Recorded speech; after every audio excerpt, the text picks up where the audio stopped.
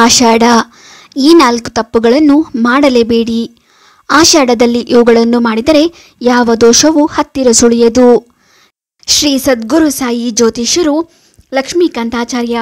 ಪ್ರೀತಿ ಪ್ರೇಮ ವಿಚಾರ, ಸ್ತ್ರೀ ಪುರುಷ ವಶೀಕರಣ, ಇನ್ನು ನಿಮ್ಮ ಯಾವುದೇ ಕಠಿಣ ಸಮಸ್ಯೆಗಳಿಗೆ ಕೆಲವೇ ನಿಮಿಷಗಳಲ್ಲಿ ಶಾಶ್ವತ ಪರಿಹಾರ ಮಾಡಿಕೊಡುತ್ತಾರೆ. ಹಿಂದೆ ಸಂಪರ್ಕಿಸಿ 9972833427. 2024ರ ಆಷಾಢ ಮಾಸವು ಪಿತೃ ಆರಾಧನೆಗೆ, ಜಾತಕದಲ್ಲಿನ ವಿವಿಧ ಸಮಸ್ಯೆಗಳಿಗೆ ಪರಿಹಾರವನ್ನು ನೀಡುವ ಮಾಸವಾಗಿದೆ. ಲಕ್ಷ್ಮೀ ದೇವಿಯ ಆಶೀರ್ವಾದವನ್ನು ಪಡೆದುಕೊಳ್ಳುವುದಕ್ಕಾಗಿ ಆಷಾಢ ಮಾಸದಲ್ಲಿ ನಾವು ಯಾವ ಕೆಲಸಗಳನ್ನು ಮಾಡಬೇಕು? ಇವುಗಳನ್ನು ಮಾಡಿದರೆ ಹಣದ ಸಮಸ್ಯೆಗಳೇ ಸುಳಿಯದು. ಆಷಾಢ ಲಕ್ಷ್ಮೀ ಪೂಜೆಗೆ ವಿಶೇಷ ಮಹತ್ವ ಇದೆ. ಈ ದಿನ ನಾವು ಸರಳ ಪೂಜೆಯಿಂದ ಕೂಡ ಹೇಗೆ ಲಕ್ಷ್ಮಿಯನ್ನು ಒಲಿಸಿಕೊಳ್ಳಬಹುದೋ ಹಾಗೆ ಸಣ್ಣ ಪುಟ್ಟ ತಪ್ಪುಗಳಿಂದ ಕೂಡ ಲಕ್ಷ್ಮಿಯ ಆಶೀರ್ವಾದವನ್ನು ಕಳೆದುಕೊಳ್ಳುತ್ತೇವೆ. ಆಷಾಢ ಮಾಸದಲ್ಲಿ ನಾವು ಯಾವ ತಪ್ಪುಗಳನ್ನು ಮಾಡಬಾರದು? ಆಷಾಢದಲ್ಲಿ ಇವುಗಳಲ್ಲಿ ಒಂದು ತಪ್ಪು ಮಾಡಿದರೂ ಹಣದ ಸಮಸ್ಯೆ ತಪ್ಪಿದ್ದಲ್ಲ. 2024ರಲ್ಲಿ ಆಷಾಢ ಮಾಸವು ಜುಲೈ 6ರಿಂದ ಪ್ರಾರಂಭವಾಗುತ್ತದೆ. ಈ ತಿಂಗಳಲ್ಲಿ ಅನೇಕ ಉಪವಾಸಗಳು ಮತ್ತು ಹಬ್ಬಗಳು ನಡೆಯುತ್ತದೆ. ಇದರಲ್ಲಿ ಜಗನ್ನಾಥ ಯಾತ್ರೆ, ದೇವಶಾಯಾನಿ ಏಕಾದಶಿ, ಅಮಾವಾಸ್ಯೆ, ಗುಪ್ತ ನವರಾತ್ರಿ, ಚಾತುರ್ಮಾಸ ಆರಂಭ ಏಕಾದಶಿ, ಸೂರ್ಯ ಕರ್ಕಶ ಸಂಕ್ರಾಂತಿ, ಗುರು ಪೂರ್ಣಿಮೆ ಮತ್ತು ಅನೇಕ ಉಪವಾಸಗಳು ಮತ್ತು ಹಬ್ಬಗಳು ಸಹ ಆಚರಿಸಲಾಗುತ್ತದೆ. ಇಂತಹ ಪರಿಸ್ಥಿತಿಯಲ್ಲಿ ಈ ತಿಂಗಳು ನಾವು ಯಾವೆಲ್ಲ ಕೆಲಸಗಳನ್ನು ಮಾಡಿದರೆ ಲಕ್ಷ್ಮೀ ದೇವಿಯು ನಿಮ್ಮನ್ನು ಆಶೀರ್ವದಿಸುತ್ತಾಳೆ ಎನ್ನುವ ನಂಬಿಕೆ ಇದೆ. ತನ್ನ ಮನೆಯ ಖಜಾನೆ ಯಾವಾಗಲೂ ತುಂಬಿರಬೇಕು. ಎಂದಿಗೂ ತಾನಾಗಲಿ ಅಥವಾ ತನ್ನ ಪೀಳಿಗೆಯಾಗಲಿ ಹಣದ ಕೊರತೆಯನ್ನು ಅನುಭವಿಸಬಾರದೆನ್ನುವ ಕಾರಣಕ್ಕೆ ಓರ್ವ ವ್ಯಕ್ತಿಯು ತನ್ನ ಜೀವನದುದ್ದಕ್ಕೂ ಕಠಿಣ ಪರಿಶ್ರಮ ಪಡುತ್ತಾನೆ. ಪರಿಶ್ರಮದ ಜೊತೆಗೆ ಲಕ್ಷ್ಮೀ ದೇವಿಯ ಆಶೀರ್ವಾದವನ್ನು ಪಡೆದುಕೊಳ್ಳಬೇಕು. ಪೂಜೆ, ಉಪವಾಸ, ವ್ರತದಂಥ ಕೆಲಸಗಳನ್ನು ಮಾಡುತ್ತಾರೆ. ಇವೆಲ್ಲವನ್ನು ಮಾಡಿದರೂ ಕೆಲವೊಮ್ಮೆ ಹಣದ ಸಮಸ್ಯೆ ಅವರನ್ನು ನೆಮ್ಮದಿಯಿಂದ ಬದುಕಲು ಬಿಡುವುದಿಲ್ಲ. ಇದಕ್ಕೆ ನಾವು ಮಾಡುವ ಕೆಲವೊಂದು ಕೆಲಸಗಳು ಕೂಡ ಮುಖ್ಯ ಕಾರಣವಾಗಿರುತ್ತದೆ. ನಾವು ಮಾಡುವ ಯಾವೆಲ್ಲ ತಪ್ಪುಗಳು ನಮ್ಮನ್ನು ಲಕ್ಷ್ಮೀ ದೇವಿಯ ಕೋಪಕ್ಕೆ ಗುರಿಯಾಗಿಸುತ್ತದೆ. 1. ಮಹಿಳೆಯರಿಗೆ ಅವಮಾನ. ಮಹಿಳೆಯರನ್ನು ಲಕ್ಷ್ಮೀ ದೇವಿಯ ರೂಪವೆಂದು ಪರಿಗಣಿಸಲಾಗುತ್ತದೆ. ಕೆಲವೊಂದು ಮನೆಗಳಲ್ಲಿ ಲಕ್ಷ್ಮೀ ದೇವಿಯನ್ನು ಹೀನಾಯವಾಗಿ ಅವಮಾನಿಸುತ್ತಾರೆ ಮತ್ತು ಆಕೆಯನ್ನು ಯಾವಾಗಲೂ ನಿಂದಿಸುತ್ತಲೇ ಇರುತ್ತಾರೆ.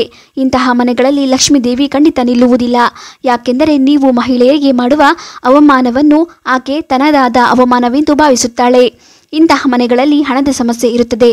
ನಿಮ್ಮ ಮನೆಯ ಮಹಿಳೆಯರನ್ನಾಗಿರಬಹುದು ಅಥವಾ ನಿಮ್ಮ ಸುತ್ತಮುತ್ತಲಿನ ಮಹಿಳೆಯರನ್ನಾಗಿರಬಹುದು ಎಂದಿಗೂ ಅವಮಾನಿಸಲು, ನಿಂದಿಸಲು ಹೋಗದಿರಿ. 2. ಸೋಮಾರಿತನ ಮತ್ತು ತಡವಾಗಿ ಮಲಗುವುದು. ಸೋಮಾರಿಗಳು ವಾಸಿಸುವಂತಹ ಮನೆಗಳಲ್ಲಿ ಲಕ್ಷ್ಮೀ ದೇವಿಯು ನೆಲೆಸಲು ಇಷ್ಟಪಡುವುದಿಲ್ಲ.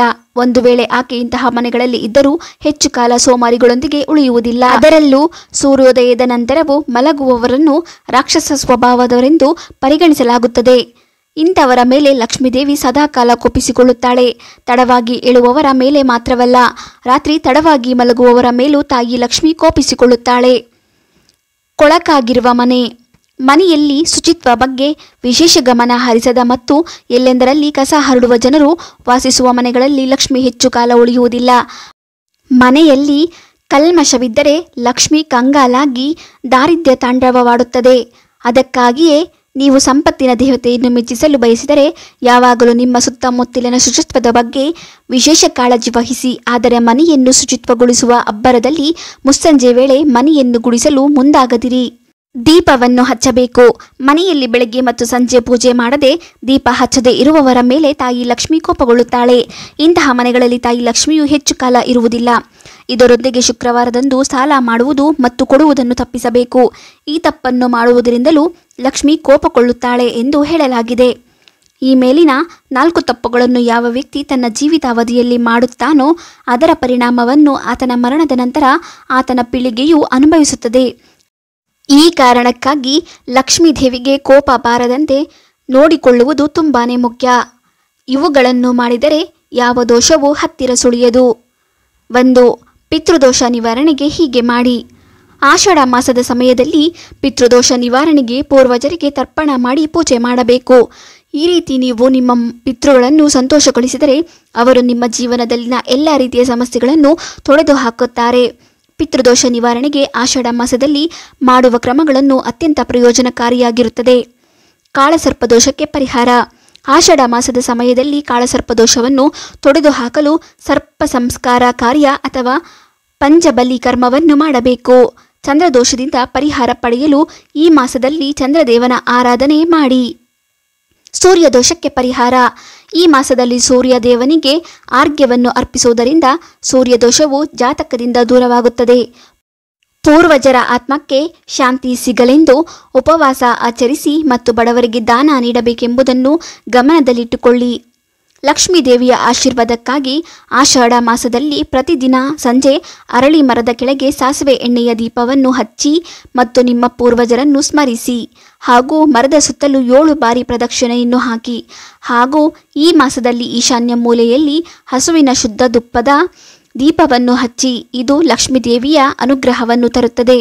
ದೀಪದ ಬತ್ತಿಯು ಕೆಂಪು ಬಣ್ಣದ್ದಾಗಿರಬೇಕು. ಹಣದ ಸಮಸ್ಯೆಗಳಿಗೆ ಪರಿಹಾರ. ಹಿಟ್ಟಿನ ಚಿಕ್ಕ ಚಿಕ್ಕ ಉಂಡೆಗಳನ್ನು ಮಾಡಿ ಅವುಗಳನ್ನು ಮೀನುಗಳಿಗೆ ತಿನ್ನಿಸಲು ನೀಡಬೇಕು.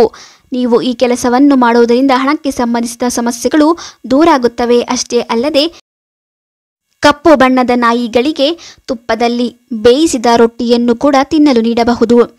ಆಷಾಢ ಮಾಸದಲ್ಲಿ ದೇವರಿಗೆ ವಿಶೇಷ ಪೂಜೆ ಸಲ್ಲಿಸಲಾಗುವುದು. ಉಳಿದ ಮಾಸಗಳಿಗಿಂತ ಆಷಾಢ ಮಾಸದಲ್ಲಿ ಯಜ್ಞವನ್ನು ಮಾಡುವುದರಿಂದ ಅದರ ಫಲವು ಶೀಘ್ರವಾಗಿ ಪ್ರಾಪ್ತಿಯಾಗುತ್ತದೆ. ಅಷ್ಟೇ ಅಲ್ಲ, ಇದರೊಂದಿಗೆ ಜೀವನದಲ್ಲಿ ಸುಖ ಸಮೃದ್ಧಿಯ ಆಗಮನವೂ ಇದೆ.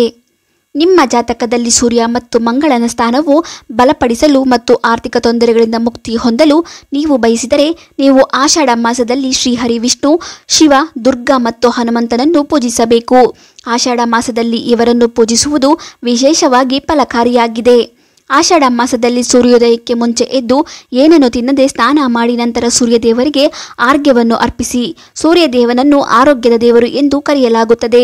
ಆಷಾಢ ಮಾಸದಲ್ಲಿ ಆತನನ್ನು ಪೂಜಿಸುವುದರಿಂದ ವ್ಯಕ್ತಿಯು ಅನೇಕ ರೀತಿಯ ದೈಹಿಕ ತೊಂದರೆಗಳಿಂದ ದೂರವಿರುತ್ತಾನೆ.